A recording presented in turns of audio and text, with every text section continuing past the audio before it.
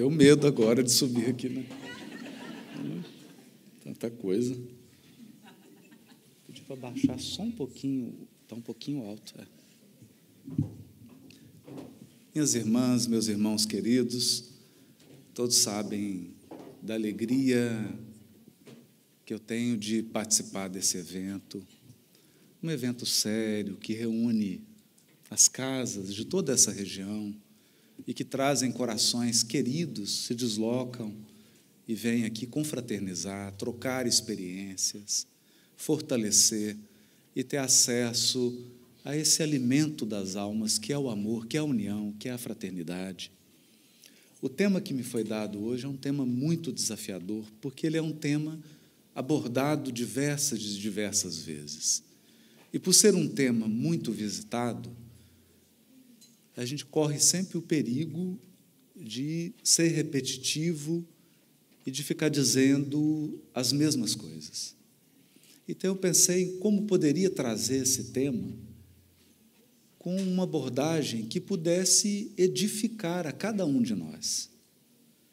Uma abordagem que pudesse nos dar instrumentos para enfrentar a transição. E eu vou terminar a fala falando sobre isso. Um instrumento poderoso para que a gente possa viver todos os desafios e todas as transformações da transição planetária no pleno equilíbrio do nosso psiquismo, no pleno equilíbrio espiritual. Está muito fácil perder o equilíbrio. A parábola do Cristo que resume a transição planetária é a parábola das 10 virgens, o que significa que manter a candeia acesa é nosso maior desafio. Mas essa candeia não é exterior. Essa candeia é a nossa própria iluminação pessoal. Iluminação dos nossos pensamentos, dos nossos sentimentos, iluminação da nossa conduta. Afinal de contas, o Consolador prometido, vou baixar só um pouquinho.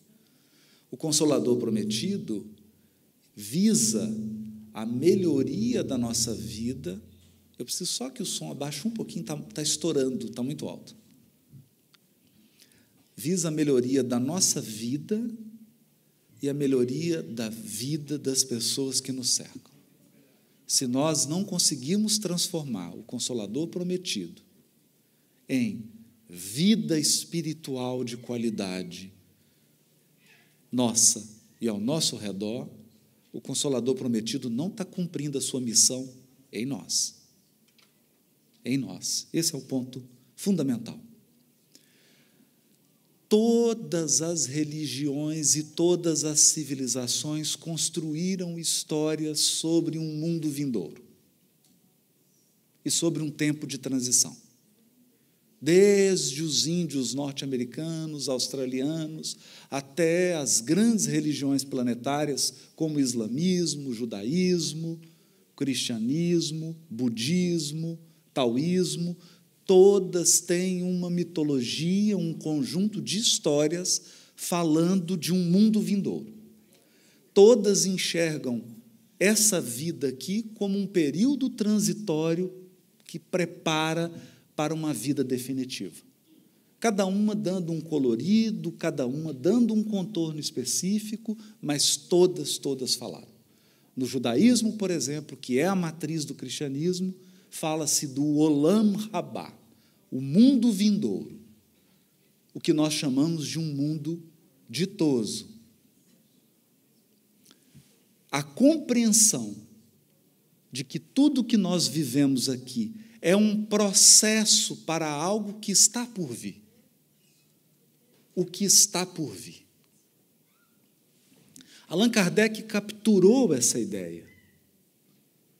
Allan Kardec resumiu essas histórias com uma expressão muito significativa: a vida futura. A vida futura. A vida futura resume não só os primeiros momentos pós-desencarnação, mas como também os momentos especiais que esperam o planeta Terra após a sua redenção, a vida futura. 2 grandes tópicos da doutrina: a escala dos espíritos, espíritos imperfeitos, bons espíritos, espíritos puros, e a progressão dos mundos. Isso nós já sabemos. Mundos primitivos, onde há vida biológica pulsante, mas não há razão, não há espécie humana, não há ainda um ser dotado de raciocínio, livre-arbítrio, capacidade de tomar decisão. Depois, um mundo de expiação, onde eu tenho o ser humano, mas inexperiente, não capaz ainda de tomar as melhores decisões. E que, portanto, comete erros, e ao cometer erros, e ao infringir a lei divina, é conduzido pela misericórdia e pela justiça divina à reparação e ao aprendizado. Sabemos disso. Mundos de regeneração, mundos ditosos e a chegada, a ressurreição, na linguagem dos evangélicos e dos católicos. Espíritos puros, não mais sujeitos, questão 112, não mais sujeitos à encarnação em corpos perecíveis, não mais sujeitos a provas nem a expiações, palavras do codificador. Realizam a felicidade eterna no seio de Deus. A chegada. A chegada. A grande cidadania que todos esperam. Né? Cidadania de espírito puro, habitante de um mundo celeste. Vida futura. Mas veja, a linguagem humana, especialmente a linguagem religiosa, manejada por espíritos imperfeitos, produz narrativas imperfeitas. Daí a advertência do apóstolo Paulo: é preciso extrair o espírito da letra. Essa história está no primeiro capítulo do livro Gênesis. E eu estou começando por Gênesis, porque eu quero falar de A Gênese, de Kardec, onde eu trouxe alguns trechos para que a gente possa ter um olhar um pouquinho diferente. No livro Gênesis, começa assim: inicialmente, que essa deveria ser a tradução melhor, inicialmente, Elohim formou, moldou os céus e a terra. Elohim, porque ali El, que é Deus, está no plural, fazendo referência aos co-criadores em plano maior.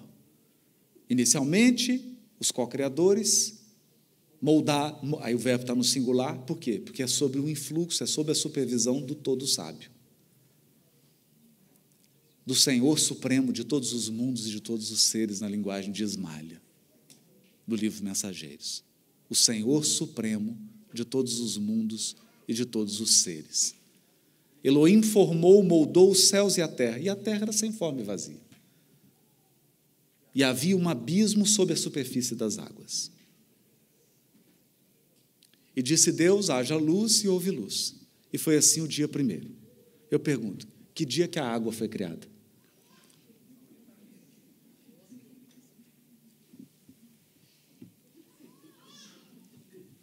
Dia 0.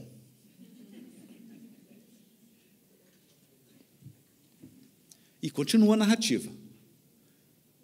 E criou, ou moldou, e moldou Elohim os luminares, o sol e a lua, e foi o dia 4. Então, como é que você contou o primeiro, o segundo e o terceiro se não tinha sol?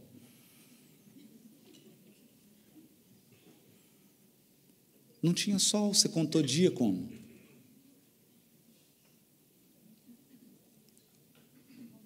Então, esses desafios. E aí começa o grande simbolismo. Na figura de Adão, de Eva, da serpente, revelando mais 3 grupos do que 3 pessoas. 3 mentalidades. Em Adão, nós temos o espírito ignorante, inexperiente. Em Eva, o espírito desejoso de adquirir experiências, cheio de desejos, mas não muito capaz de tomar as melhores decisões. E na serpente, um grupo de espíritos rebeldes. Bom, esse é o público da transição planetária. Tem uns que não estão sabendo para onde está indo, está só dando curtida. O outro grupo é o grupo que está desejando tanto, mas não sabe bem o que quer. Ou constrói, como diz Emmanuel, um projeto de felicidade fantasioso. Esse é o grupo Eva. E tem uma turma rastejando. É uma turma cuja vibração, escolhas, pensamentos, sentimentos são muito rasteiros. Muito rasteiros. São ainda vítimas do egoísmo, do orgulho e de um interesse pessoal muito distorcido. E esse é um grupo barulhento. E esse é um grupo que tem uma proposta muito clara, né? Então, aqui eu estou tirando um pouco desses mitos, porque o mito dos dias, mas o sol só foi criado no quarto, a água, que é o fluido, não fala o dia que foi criado, claro, porque o fluido cósmico não tem dia para ser criado. Ele é a força nervosa do todo sábio, ele é o plasma divino. E aqui a gente fala da mitologia não no sentido de mentira, mas no sentido de história, do paraíso perdido, em que a serpente não faz nenhuma proposta sexual. Gente, se o nosso problema fosse sexual, já estava resolvido. A proposta da serpente é outra. A pergunta da serpente é: o que foi proibido e o que foi permitido? Porque o grupo serpente não aceita proibição. Esse grupo quer fazer o que ele quer fazer. Mas se você imagina um Senhor Supremo de todos os mundos e de todos os seres, como que você pode viver sem nenhuma lei, sem nenhuma regra? Eu tenho que eliminar esse Senhor Supremo. Então, qual que é a proposta da serpente? O que ela pergunta para Eva? O que está proibido, o que está permitido aí? Olha, e a Eva é engraçada, porque ela não entendeu a proibição. Esse é o nosso problema. A gente não entendeu o que não pode e o que pode. Ela disse assim: eu posso comer de todas as árvores. Gente, é muita. Pensa, é o jardim do Éden. Você pode comer de todas as árvores. Sabe por quê? Porque o bem é infinito, o que é limitado é o mal. As opções do mal são elas são tão previsíveis que está no Código Penal. Está lá descrito. Agora, eu gostaria que alguém aqui descrevesse o bem. Alguém consegue colocar num código todas as possibilidades de você fazer o bem? Não. Mas você consegue descrever o mal. Matar, roubar, adulterar, não é? Então, o mal é limitado. O mal é limitado. E aí ele perguntou para ela, eu posso comer de todas, mas tem uma que eu não posso. A mentalidade de espírito imperfeito. Né? Ele foca no acessório e esquece o principal. E aí ele falou, mas qual árvore? A árvore que está no centro. Gente, em nenhum momento o texto falou que a árvore da ciência do bem e do mal estava no centro. Porque a árvore que está no centro, quem coloca é você. Somos nós que elegemos prioridades. Somos nós. Você decide o que é prioritário. Você faz escolhas. Hoje, por exemplo, esse grupo está fazendo uma escolha Difícil, sábado à tarde, ouvindo sobre Gênesis, transição planetária. Outros estão fazendo outras escolhas, não? Então, cada um coloca no centro aquilo que elegeu. Então, ela colocou no centro. E aí, qual é o discurso da serpente? Sabe por que ele te proibiu de comer essa árvore? Porque você vai se tornar como ele. Então, o projeto da serpente não tem nada a ver com sexo. Gente, Adão e Eva já estavam pelados. Esquece isso. Eles só descobriram que estavam pelados depois. Esquece isso. O negócio ali é poder. Se você comer dessa árvore, você vai se tornar como Deus. E como Deus, você faz as regras.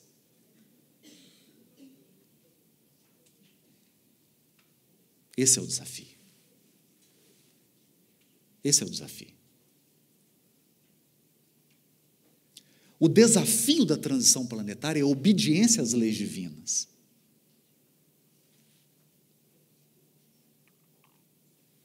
Ela fala, é mesmo? Então, eu vou comer. É essa que eu vou comer. Qual que não pode? É essa. E aí começa o quê? A jornada evolutiva. Começa a jornada evolutiva. E a simbologia é tão bonita que quando eles saem do paraíso, claro, só entra na tormenta da expiação quem violou a lei divina. Quem não violou a lei divina não está sujeito à expiação. Está, no máximo, sujeito à prova. Mas prova é forja. Prova é, como diz lá no Nordeste, em homenagem ao Roçando, é perrengue chique. É chique por quê? Porque você passa uns apertos, mas você sai melhor. Expiação é mais doloroso, porque expiação é reparação do mal praticado. Expiação é refazer. Refazer é chato. Porque você fez acreditando que estava tudo certo, estava tudo errado, você tem que fazer de novo. Não é bom. Então, eles saem do paraíso. E na porta fica um querubim, dizendo o seguinte, para voltar tem que se iluminar. Percebe? Não tem ninguém inexperiente em mundo celeste, gente. Em mundo celeste, você tem, como diz a música do Coldplay, we are diamonds, taking shape. Diamantes tomando forma. Você é um diamante. Espíritos puros são potências do amor divino. Os espíritos do Senhor, que são as virtudes dos céus, quais estrelas cadentes, não é assim?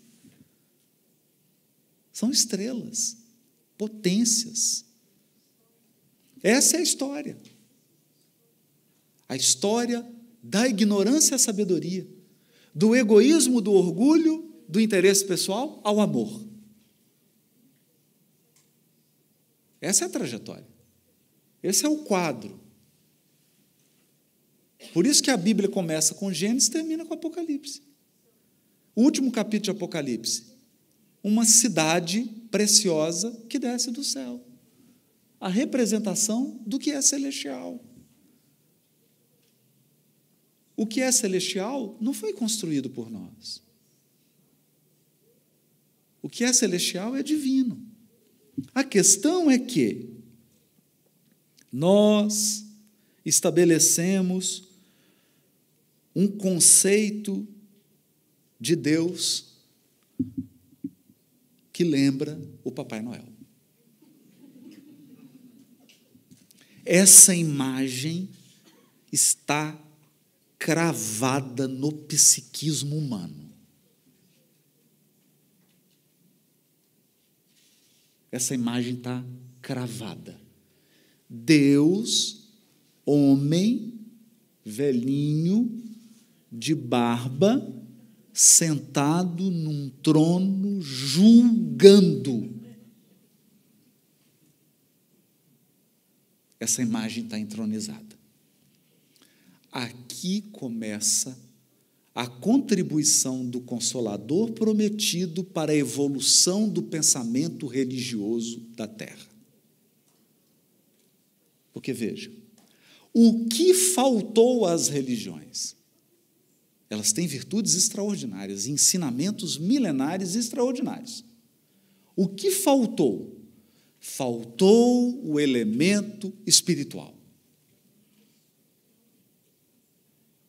Porque elas queriam falar de coisas celestiais sem considerar o espírito imortal. Como que faz isso? Como que faz isso? Como eu avalio a evolução da Terra se eu olho apenas as questões sociológicas, antropológicas, políticas e econômicas? Eu me perco. Não é? Se você pega alguém que examina apenas o elemento material, qual que é a visão dele do mundo? Está de mal a pior e vai piorar. Essa é a visão. Porque a análise, o horizonte dessa pessoa está circunscrita ao que é material. A antropologia, material. A sociologia, material. A economia, material. Falta o elemento espiritual. Então veio o Consolador prometido, com a organização e codificação de Kardec, trazer o quê? A ciência, não no sentido da ciência de hoje. Gente, nós estamos falando de 1857. Kardec está usando o termo ciência como conhecimento. Ciência do elemento espiritual e da relação do elemento espiritual com o mundo corporal.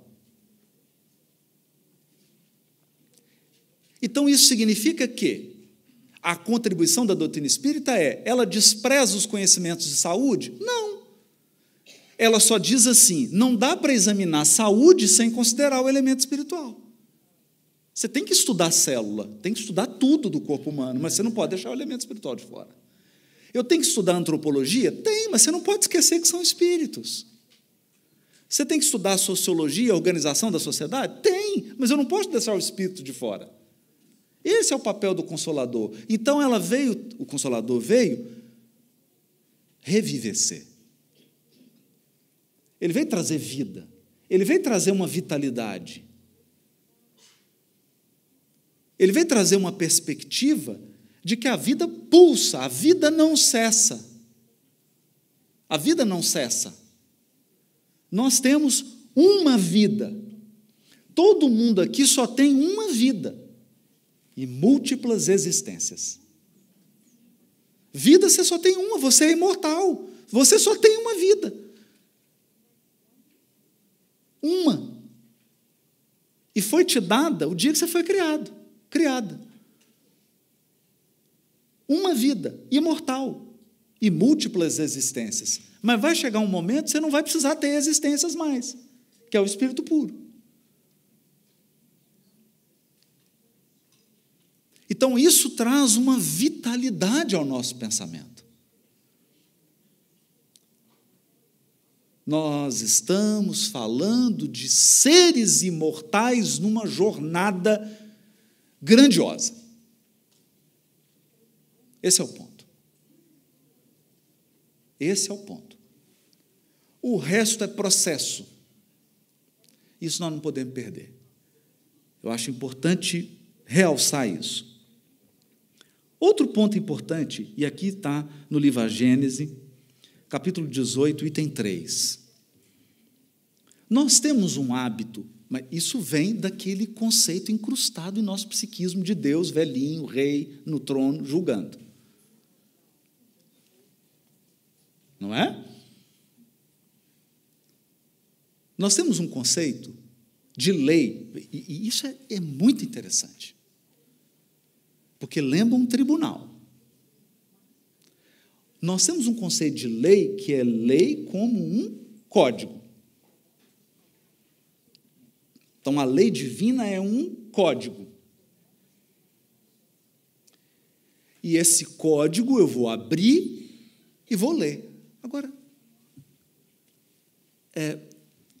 eu queria fazer uma pergunta aqui. Quem alfabetizou Deus?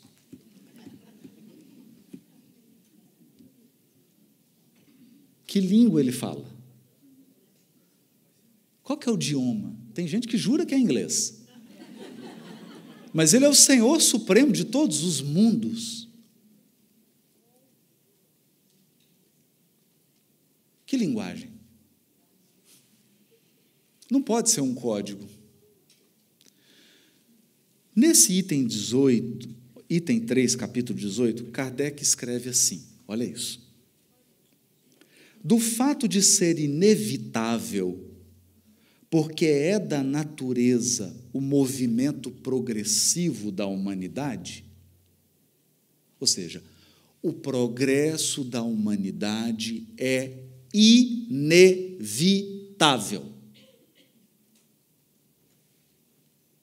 Vai entender isso? Porque, às vezes, alguns perguntam assim, nossa, será que vai progredir mesmo?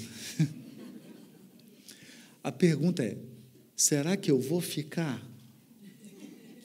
Não é se vai progredir.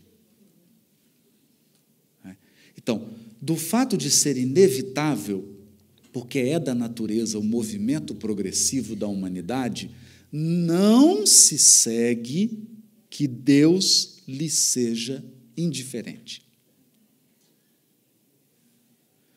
Porque a nossa visão é que Deus tirou férias, está no Caribe,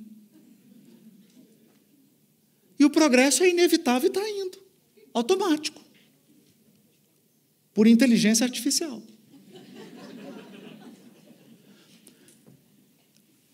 Mas em cada 10 pessoas, cada 10, nós podemos fazer essa experiência, em cada 10 religiosos, inclusive espírita, se você me der a oportunidade de fazer 10 perguntas, você vai ver que a pessoa, no final, vai dizer isso. Que existe uma lei automática, uma espécie de inteligência artificial que calcula pena, expiação, calcula prova, ela já faz tudo automático. Sabe, é tipo avaliação para você fazer financiamento, né? Você manda ali com os documentos, já sai tudo, olha, você pode pegar tanto, os juros é tanto. Então, a impressão de que Deus é indiferente e que, depois de ter estabelecido leis, se haja recolhido a inação. Kardec é elegante, né? Depois de ter estabelecido as leis, se recolheu a inação. O que é inação, gente? Férias, né? Não fazer nada. Quer dizer, férias de verdade. Né? Inação é assim, criei a lei, o universo está aí, fui. O negócio vai sozinho. Deixando que as coisas caminhem por si sós. Sem dúvida, agora olha isso, é Kardec. Sem dúvida, suas leis são eternas e imutáveis. Mas porque, agora vem a explicação, mas porque a sua própria vontade é eterna e constante. E porque o seu pensamento anima sem interrupção todas as coisas. O que o Kardec está dizendo? Ele está dizendo o seguinte, que Deus está olhando para nós e está dizendo assim, a lei sou eu.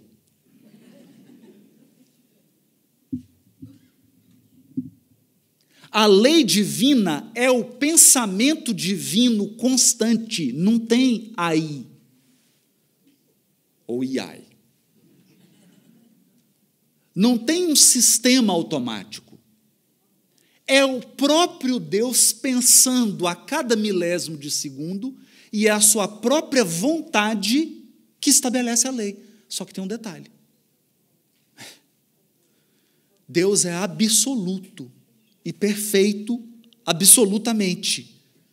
Então, a vontade dele é imutável, inalterável. Mas quem mantém é ele. Mudou. Mudou. Você não está lidando mais com o sistema de computador. Você está lidando com o próprio Deus. Quem mantém a ordem cósmica é o próprio Deus. É isso que Kardec está dizendo. Sua própria vontade é eterna, constante, porque o seu pensamento anima sem interrupção todas as coisas.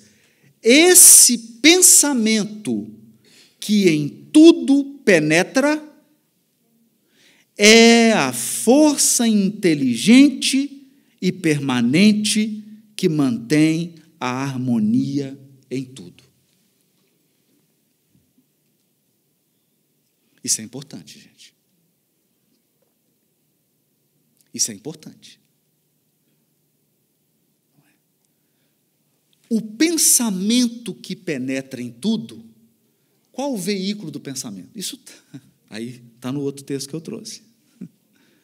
O outro texto de Kardec, Gênesis, capítulo 2, itens 20, 22 e 24. Kardec escreveu um capítulo só para falar sobre Deus, no livro A Gênese. E ele reservou um item nesse capítulo, que é a providência divina. E o que ele vai dizer? Ele vai falar do fluido cósmico. O veículo de transmissão do pensamento divino. Para concluir com Paulo, em Deus vivemos e existimos, como peixes no oceano. Não existe nada fora do fluido cósmico, exceto Deus. Se ele quiser, né? Se ele quiser.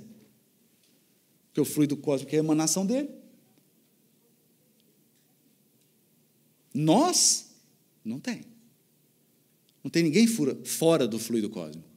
E é através do fluido cósmico que Deus manifesta o seu pensamento. E não, então, tudo está sob a coordenação do pensamento divino. Essa é a lei divina. A lei divina é o pensamento do próprio Deus, agindo incessantemente sobre a criação e mantendo a harmonia. Agora mudou. Mudou pelo seguinte: agora você está tratando com um ser infinitamente inteligente e infinitamente amoroso.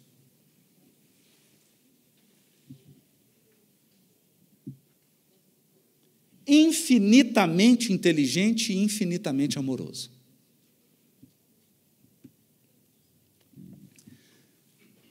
Eu vou deixar o Emmanuel dizer isso, que vai ficar mais bonito, né? Pensamento e Vida, capítulo 3. Da glória divina às balizas subatômicas, veja isso, da glória das galáxias, dos mundos celestes, até as partículas subatômicas, o universo pode ser definido como? O universo pode ser definido como uma cadeia de vidas que se entrosam à grande vida. Percebeu? Existe uma grande vida, que é a vida de Deus. E nós somos vidas entrelaçadas nessa vida. É por isso que você muda de país, você muda de continente e encontra as mesmas pessoas. O mundo não é grande. Ele é mal distribuído. A distribuição é feita, você vai para cá, vai para lá, vai chegar no mesmo lugar, porque é uma teia da vida. Nós estamos entrosados, percebe? Então, veja, você está pensando agora na sua vida, você está pensando na transição planetária, a guerra da Rússia com a Ucrânia, você está pensando em, pensa tudo de ruim aí, né? Faz uma lista. Só que você está esquecendo do seguinte: todas as conexões estão sob a direção do Todo-Poderoso. Todas. Algumas que você não suspeita. Você não suspeita. Há conexões de vidas, há conexões de acontecimentos que nós só vamos enxergar 20 anos depois. Ou aqui ninguém passou por isso? Ninguém passou por isso? Nós temos um discurso emblemático aqui do Steve Jobs na Universidade de Stanford. Ele já com câncer avançado, né? E ele disse assim: somente agora eu entendo tudo o que aconteceu. Fui juntando, né? Fala isso, fui juntando as peças. Por que eu fui fazer um curso de caligrafia? E aí eu desenvolvi a primeira fonte. Aí que ele foi entender como é que tudo conectou. Mas por quê? Quem conectou tudo foi esse pensamento divino. Ele conectou tudo. E é isso que Kardec vai dizer no livro A Gênese, Providência Divina. Olha, veja isso. A providência divina é a solicitude de Deus para com as suas criaturas. Solicitude. Então, a providência divina é o aspecto materno de Deus. Solicitude para com as suas criaturas. Ele está... Isso é Kardec, gente. Só abre aspas, né? Depois falar, o Haroldo falou. Falei nada. Eu estou lendo. Ele está em toda parte, tudo vê e tudo preside, mesmo as coisas mais mínimas. É nisto que consiste a ação providencial. Suponhamos um fluido bastante sutil para penetrar todos os corpos. Sendo inteligente, esse fluido atua mecanicamente, por meio tão só das forças materiais. Se, porém, o supusermos dotado de inteligência, de faculdades perceptivas e sensitivas, ele já não atuará às cegas, mas com discernimento, com vontade e liberdade. Verá, ouvirá e sentirá. Figuremo-lo sob a forma concreta de um fluido inteligente que enche o universo infinito e penetra todas as partes da criação. A natureza inteira mergulhada no fluido divino. A natureza inteira mergulhada no fluido divino. Que a força esteja com você. Ora, em virtude do princípio de que as partes de um todo são da mesma natureza e têm as mesmas propriedades que ele, cada átomo desse fluido, e assim nos podemos exprimir, possuindo o pensamento, isso é, os atributos essenciais da divindade, e estando o mesmo fluido em toda parte, tudo está submetido à sua ação inteligente, à sua previdência e à sua solicitude. Nenhum ser haverá, por mais ínfimo que o suponhamos, que não esteja saturado desse fluido. Achamo-nos, então, constantemente na presença da divindade. Então, para que você está olhando para cima quando você faz prece? Para quê?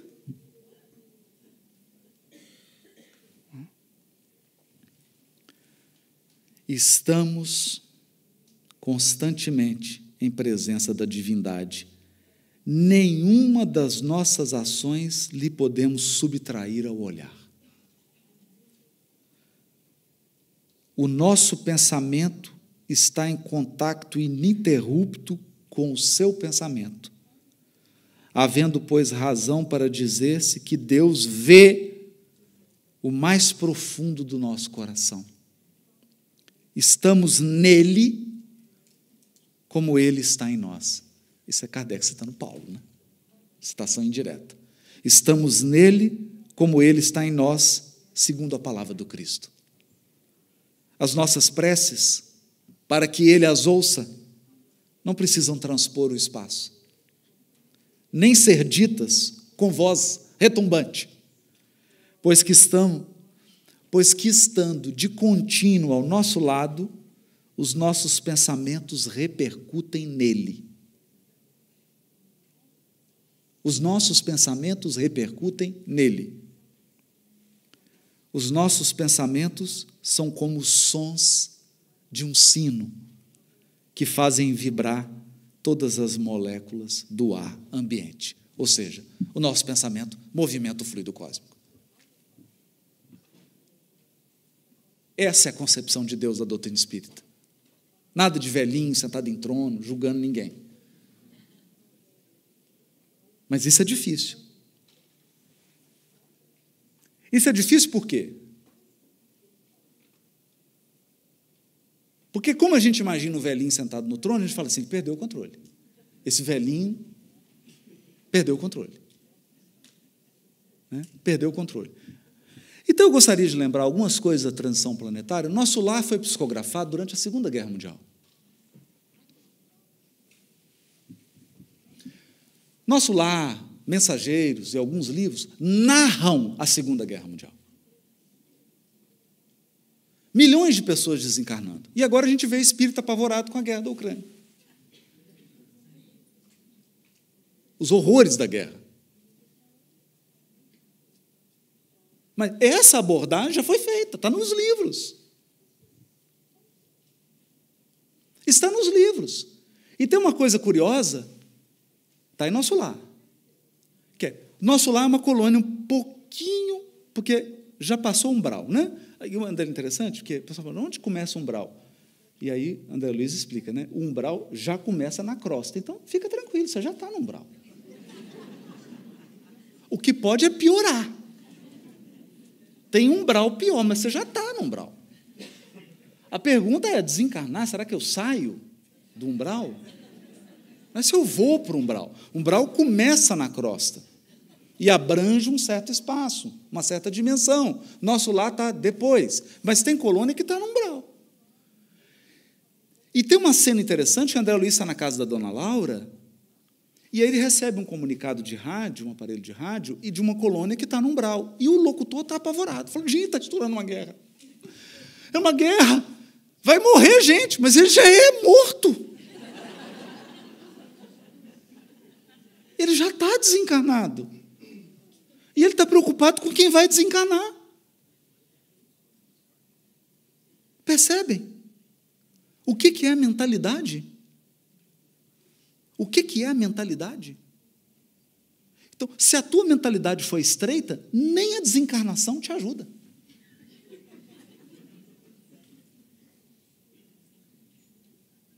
Vai ter gente desencarnada fazendo campanha política. Envolvendo em conflito daqui dos encarnados. E aí o André Luiz, que estava ligado, vocês lembram? O André Luiz estava ligadão aqui na crosta, né? Ele não sabia que a esposa já tinha casado de novo, aquela história toda. Ele estava imaginando que a esposa estava esperando, né? Cheio de expectativas.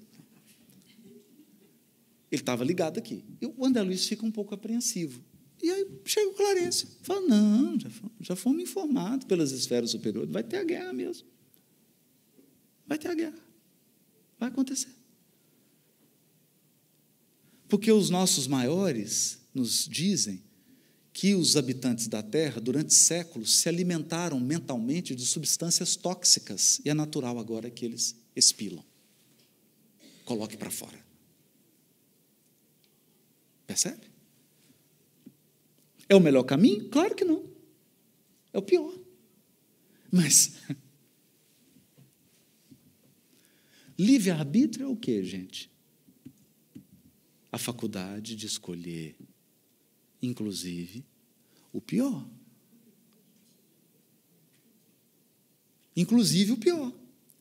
Não foi assim?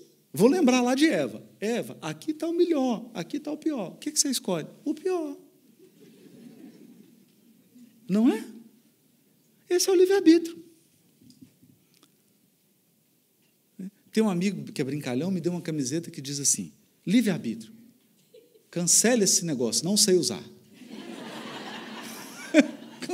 Não sei usar esse negócio. Cancela. Alguém dá uma pausa nesse negócio. Eu preciso respirar, não sei usar isso. Não é? Então, escolhas. Escolhas vão sendo estabelecidas, consequências. Escolhas geram consequências, porque consequências educam. Escolhas geram consequências, porque consequências educam. Escolhas não geram consequência porque Deus está com vontade de te punir.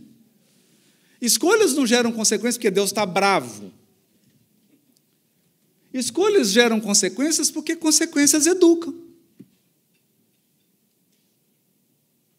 Consequências educam.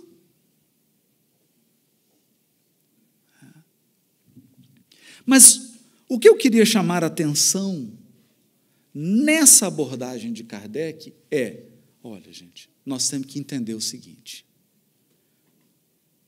nós estamos na presença divina. Nós estamos na presença divina.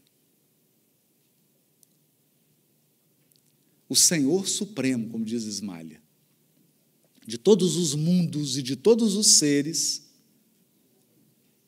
acessa tudo e todos. E a lei é o seu pensamento. A lei é o pensamento divino. Por isso, gente, por isso que existe moratória. Por isso que existe congelamento de débito. Por isso que existe cheque especial espiritual. Cartão de crédito espiritual. Porque você não tem o crédito, mas está usando. Dentro de um determinado limite. Por isso que existe tudo isso. Nós que criamos esse conceito de um determinismo ignorante. Não existe determinismo ignorante. Existe um planejamento inteligente que jamais foi inflexível. Existe um planejamento inteligente que jamais foi inflexível.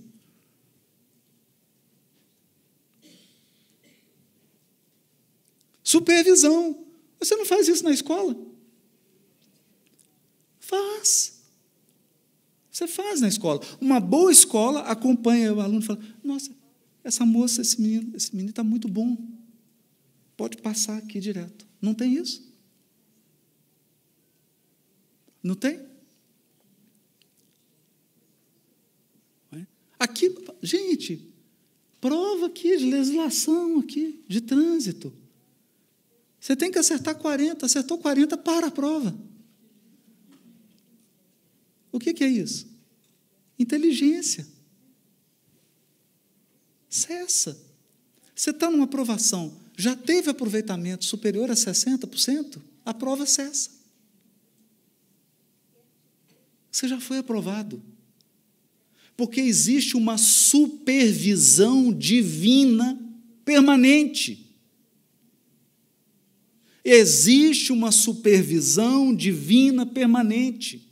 Então, nós precisamos nos livrar desse pensamento medieval, determinista, que embrutece a divindade, que empobrece a divindade, que transforma a inteligência suprema numa inteligência humana, que transforma o amor divino num amor humano. Porque como é que é o amor humano? O amor humano é o seguinte: eu te amo enquanto você me agradar. Porque na hora que você me desagradar, eu não te amo mais. E aí a gente transfere isso para Deus. Ai, Deus deixou de me amar. Não há nada, não, acredite, não há nenhuma burrice que você possa fazer que vai afetar o amor de Deus, porque você não tem acesso ao controle do amor de Deus. Não é você que controla o amor divino. Tomar decisões erradas só vai ser ruim para você. Só. Agora, só para dar um flash, porque aí já é o tema do Júlio, da mesma maneira que indivíduos tomam decisões, coletividades também. E da mesma maneira que indivíduos são responsáveis, coletividades são responsáveis. Responsável, eu não disse culpado, nós temos que trocar essa palavra. Deus não estabelece culpados, estabelece responsáveis. Por quê? O que você faz quando encontra um culpado? Julga. Não é? Se eu dizer assim, quem é o culpado por esse microfone não estar funcionando? Ah, é o Luciano. É o Luciano. Tá. E aí? Acabou. O Luciano é o culpado. E a lei divina trabalha com o responsável, porque o responsável é quem vai resolver. Então, esse microfone não está funcionando. Quem é o responsável por fazer esse microfone funcionar? É o Luciano. Luciano, venha. Reencarna, meu filho. Faz esse microfone funcionar. Então, você é responsável. Responsável por reparar o que foi estragado. Aperfeiçoar o que precisa de aperfeiçoamento. E planejar o futuro. E planejar o futuro. Porque sua próxima encarnação já começou. A cada dia você está moldando sua próxima encarnação.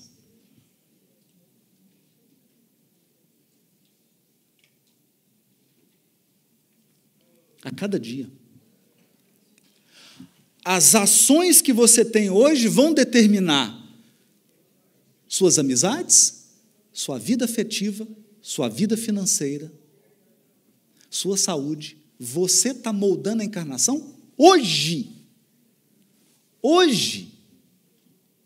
A cada dia. Porque você é responsável. Então, o que a gente conclui com isso? Eu tenho uma outra frase aqui para trazer. A gente conclui dizendo o seguinte: a transição, os detalhes, é fluido. Por que é fluido? Porque nesse momento da humanidade existem forças agindo, forças do bem e forças do mal. Forças do bem, nesse momento exato, estão moldando o que será a transição, o fechamento da transição. E forças do mal também. E o pensamento divino está dirigindo, mas com uma regra. Uma regra. Aliás, quem tem dificuldade com essa regra, tem um filme maravilhoso do Jim Carrey, O Todo-Poderoso. Que ele reclama, Deus fala assim, tu está reclamando? Então, uma semana tu é Deus. Você vai ser Deus agora. Pode fazer o que você quiser. Só tem uma regra. Não pode violar livre-arbítrio. E aí é curioso, porque, nossa, só faz estrago. Ele faz tanto estrago que perde o amor da vida. E aí, no final, Deus chega e fala assim, bom, acabou, me dá aí os poderes, né? Ele fala assim, eu estou com vários problemas, mas tem um que é sério, né? Perdi a fulana. Como é que eu faço para recuperar o amor dela sem afetar o livre-arbítrio? Aí Deus fala, se você descobrir isso, você me conta.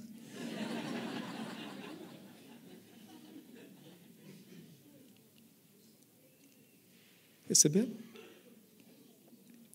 A regra é clara. Livre-arbítrio é livre-arbítrio. Agora, livre-arbítrio não é arbítrio supremo, hein? Porque tem gente que está confundindo. Você fala assim, eu tenho livre-arbítrio. Agora o sol não brilha mais. Coitadinho. Isso não é livre-arbítrio. Isso é o arbítrio supremo. O arbítrio supremo é de Deus. As regras do jogo, ele que estabeleceu. Você só joga. Isso é livre-arbítrio.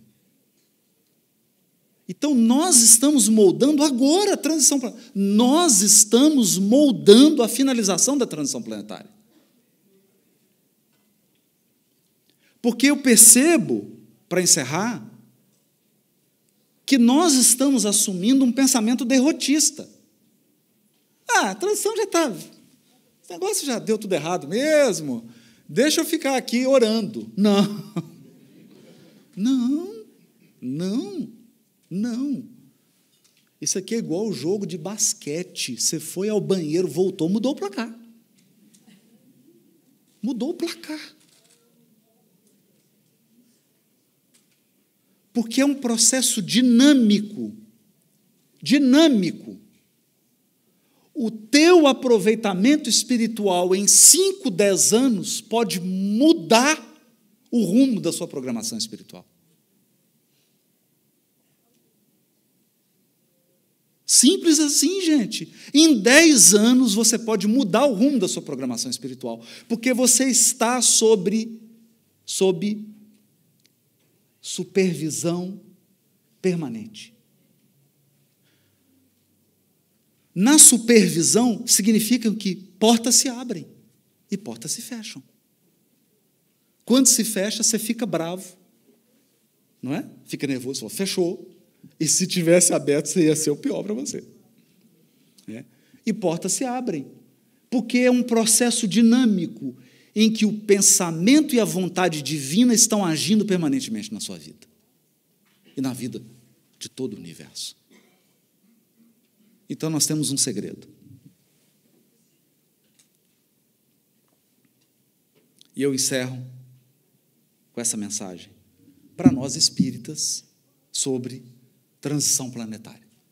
Além dessa de Deus, enxerga Deus como esse fluido. Você está mergulhado em Deus. Você nunca esteve ausente dele, você nunca esteve fora da presença divina. Você está permanentemente na presença divina. Permanentemente. Marco Aurélio dizia, Marco Aurélio, o grande filósofo romano, dizia, coisas não podem tocar a alma. Coisas não podem tocar a alma. Marco Aurélio era estoico. Era uma corrente da filosofia, o estoicismo. E o estoicismo tinha um conceito de cidadela interior.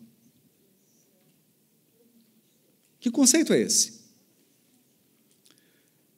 É o conceito de que dentro de você existe uma fortaleza. Nada pode entrar. Nada pode abalar essa fortaleza. Nada. Absolutamente nada. Nenhum acontecimento, nenhum fato. Só tem um jeito dessa fortaleza ruir. Se as portas forem abertas de dentro para fora.